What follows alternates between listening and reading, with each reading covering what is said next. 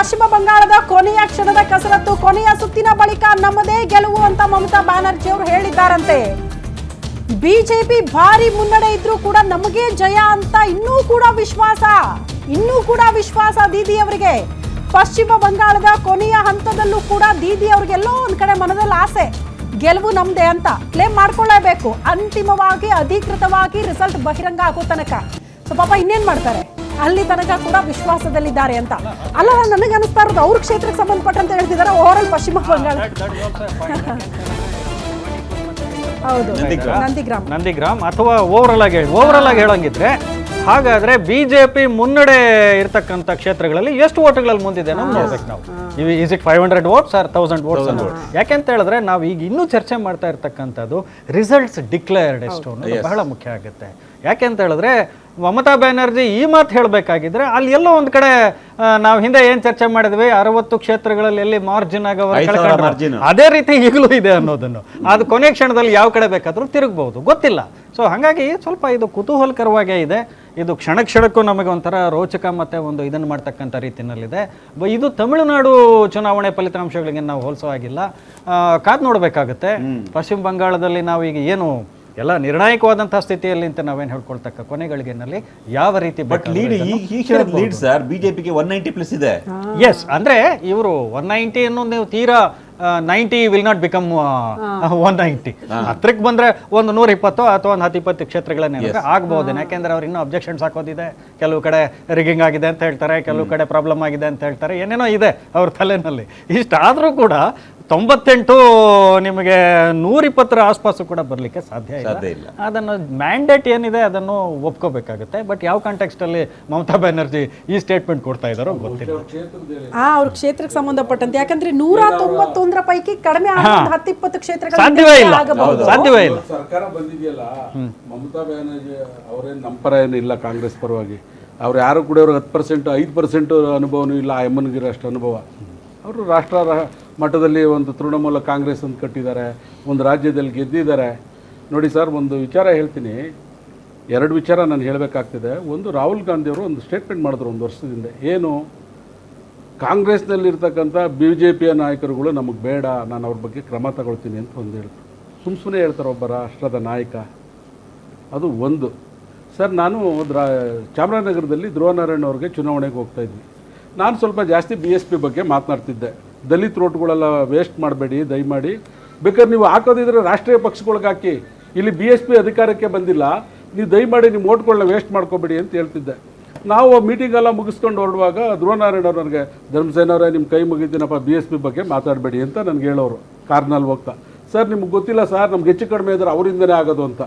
ಧ್ರುವನಾರಾಯಣ ಅವ್ರು ಗೆದ್ದ ವರ್ಷ 40,000 ಓಟ್ ತಗೊಂಡ್ರು BSP ಅವರು, ಅವ್ರು ಸೋತದ ವರ್ಷ 84,000 ಓಟ್ ತಗೊಂಡ್ರು ಸರ್. ಸೊ ನಮಗೆ, ನಾನೊಬ್ಬ ಒಂದು ಜಿಲ್ಲಾಧ್ಯಕ್ಷ 12 ವರ್ಷ ಕೆಲಸ ಮಾಡಿ ರಾಜ್ಯಾಧ್ಯಕ್ಷನಾಗಿ ಇವೆಲ್ಲ ನಾವು MLC ಆಗಿ ನನ್ನದೇ ಆದಂಥ ಅನುಭವಗಳು ಇರ್ತದೆ. ಇವರು ಆಸಾಮಿಗಳು, ನಾನು BSP ಅವ್ರಿಗೆ ಹೇಳೋದೇನು ಗೊತ್ತಾ, ಅವರೆಲ್ಲೋ ಒಂದು ಕಡೆ ಕಾಂಗ್ರೆಸ್ ಕಲ್ಲೆಲ್ಲ ಇರ್ಬೋದು, ಇಲ್ಲಿ ನಮಗೆ ಪಟ್ಟ ವಿರೋಧಿಗಳಾಗಿದ್ದರು. ಆಮೇಲೆ ಎಲ್ಲ ಕೆಡ್ಸಣ್ಣನ ಕೆತ್ತ ಮಾಡೋಕ್ಕೆ ಇವರೆಲ್ಲ ಇರೋದು, BSP ಅವರು ಇವರೆಲ್ಲ, SDPIನವ್ರು ಇವರೆಲ್ಲ, ಅವರೆಲ್ಲ ಒಂದು ಸ್ಥಳೀಯವಾಗಿ ಇರ್ತಾರೆ, ರಾಷ್ಟ್ರ ಮಟ್ಟಕ್ಕೂ ಬಂದ್ಬಿಡ್ತಾರೆ, ಇನ್ನೇನೋ ಮಾಡ್ತಾರೆ. ಆ ವೈವಸ್ಸಿನ ಕರ್ಕೊಂಡ್ಬಂದು ನಾವೇನ್ ಬಳಸಿಲ್ಲ, ಖಂಡಿತ ಹೇಳ್ತಿರ್ತಾರೆ ಅವರು. ನಿಮ್ BJP ಇವ್ರು ಮಾಯಾವತಿಯವರು BJP ಸಪೋರ್ಟ್ ತಗೊಂಡು ಅವ್ರು ಬಂದಿರೋದು ಅಧಿಕಾರಕ್ಕೆ. ಯಾರ್ಯಾರು ನಿಮ್ಮ ಜೊತೆಲಿ ಇದ್ರಲ್ಲ, ಉಮಾ ಭಾರತಿ, ಗೋವಿಂದಾಚಾರ್ಯ ಅವ್ರ ಜೊತೆಲಿ ಇದ್ದವರು, ನಿಮ್ಮ ಒಂದು ಪ್ರಸಾದನೇ ಅವರು ಚೀಫ್ ಮಿನಿಸ್ಟರ್ ಆಗಿದ್ದಲ್ಲಿ. ನೀವು ಎಲ್ಲ ಕೆಡ್ಸಣ್ಣನ ಕತೆ ತಾನೇ ನೀವು BJP ಅವ್ರು ಮಾಡೋದು. ಆಯ್ತಪ್ಪ, ನಿಮ್ಗೆ ನೇರವಾದ ಎಲ್ಲಿದೆ ನಿಮ್ಮ ನಾಯಕತ್ವ ದೇಶದಲ್ಲಾಗ್ಲಿ ಇದ್ರಲ್ಲಾಗ್ಲಿ? ಈಗ ಸರ್, ದಾವಣಗೆರೆ ವಿಚಾರ ಮತ್ತೆ ಮುಸ್ಲಿಂ ಮತಗಳ ಒಂದು ವಿಚಾರ ಗಮನಿಸೋದಲ್ಲ ನಾವು. ಒಂದು ವೆಸ್ಟ್ ಬೆಂಗಾಲ್, ಅಲ್ಲೂ ಕೂಡ ಬಿಜೆಪಿಗೆ ಅಷ್ಟು ನಂಬರ್ಸ್ ಬರ್ಬೇಕು ಅಂದ್ರೆ ಮುಸ್ಲಿಮ್ಸ್ ವೋಟ್ ಹಾಕಿದ್ರೆ ಅಷ್ಟು ನಂಬರ್ ಬರಕ್ ಸಾಧ್ಯನೇ ಇಲ್ಲ.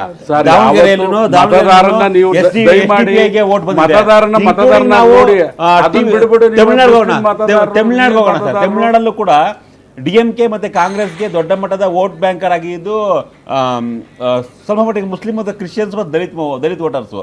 ಅಲ್ಲೂ ಕೂಡ TVKಗೆ ಈಗ ಪೂರ್ತಿ ಅಲ್ಲಿ ಜಾತಿಯನ್ನ ಪಕ್ಕಕ್ಕಿಟ್ಟು ವೋಟ್ ಹಾಕಿದೆ TVKಗೆ. ಸೊ ಎಲ್ಲ ಒಂದ್ ಕಡೆ ಕಾಂಗ್ರೆಸ್ ದೂರ ಆಗ್ತಿದ್ದಾರೆ ಇವು ಸಾಂಪ್ರದಾಯಿಕ ಮತಗಳು ಅಂತ ಇದೆ. ಯಾಕೆಂದ್ರೆ ಡಿಸ್ಸ್ಯಾಟಿಸ್ಫ್ಯಾಕ್ಷನ್ ಅಂತಕ್ಕಂಥದ್ದು ನಿಮ್ಗೆ ಅಲ್ಲಿ ಬರತಕ್ಕಂಥದ್ದು ಸಮರ್ಥ ನಾಯಕತ್ವ ಮತ್ತೆ ಒಂದು ಎಫೆಕ್ಟಿವ್ ಲೀಡರ್ಶಿಪ್ ಮತ್ತೆ ಎಫೆಕ್ಟಿವ್ ಇದಿಲ್ಲದೆ ಇದ್ರೆ ಆಬ್ವಿಯಸ್ಲಿ ಅವ್ರು ಸಹಜವಾಗಿ ಏನು ಮಾಡ್ತಾರೆ, ಬೇರೆ ಕಡೆಗೆ ವಾಲೋದು ಸಹಜ ಅಲ್ವಾ. ಹಾಗಾದರೆ ಇಷ್ಟು ತಮಿಳ್ನಾಡಲ್ಲಿ ಇರ್ತಕ್ಕಂಥ ಎಲ್ಲ ಅಲ್ಪಸಂಖ್ಯಾತರು, ಮುಸ್ಲಿಮ್ರು, ಕ್ರಿಶ್ಚಿಯನ್ರು ಯಾಕೆ ಟಿ ವಿ ಕೆಗೆ ವೋಟ್ ಮಾಡಬೇಕಾಯಿತು? ಈಗಿನ ಫಿಗರ್ಸ್ ನೋಡಿದ್ರೆ ಮತ್ತೆ ಲೇಟೆಸ್ಟ್ ನೋಡಿ, ದ್ರಾವಿಡ DMK ಪಕ್ಷ 60ಕ್ಕೆ ಇದರಲ್ಲಿದೆ, ಲೀಡಲ್ಲಿದೆ. ಅಣ್ಣಾ DMKದು 62ರಲ್ಲಿದೆ. ಇದು ನೋಡಿದಾಗ ಎಲ್ಲೋ ಒಂದು ಕಡೆ ಆ ರೀತಿಯಾದಂಥ ಒಂದು ಡಿಸ್ಸ್ಯಾಟಿಸ್ಫ್ಯಾಕ್ಷನ್ ಅನ್ನೋದು ಇದೆಯಲ್ಲ, ಯಾವುದನ್ನು ಅವರು ಆ ಟೈಮಲ್ಲಿ ಬಂದಾಗ ಅದನ್ನು ತಿರಸ್ಕರಿಸ್ತಾರೆ ಅಂತ. ಅದೇನೇ ವೆಸ್ಟ್ ಬೆಂಗಾಲ್ಗೆ ಬಂದರೆ ಅಲ್ಲಿರ್ತಕ್ಕಂಥ ಮುಸ್ಲಿಮ್ಸ್ ಕೂಡ ಇವತ್ತು TMC ವಿರುದ್ಧವಾಗಿ ವೋಟ್ ಮಾಡಲಿಕ್ಕೆ ಕಾರಣ ಅದೇ. ಅವರು ಬಿಜೆಪಿಗೆ ವೋಟ್ ಮಾಡಿದ್ದಾರೆ.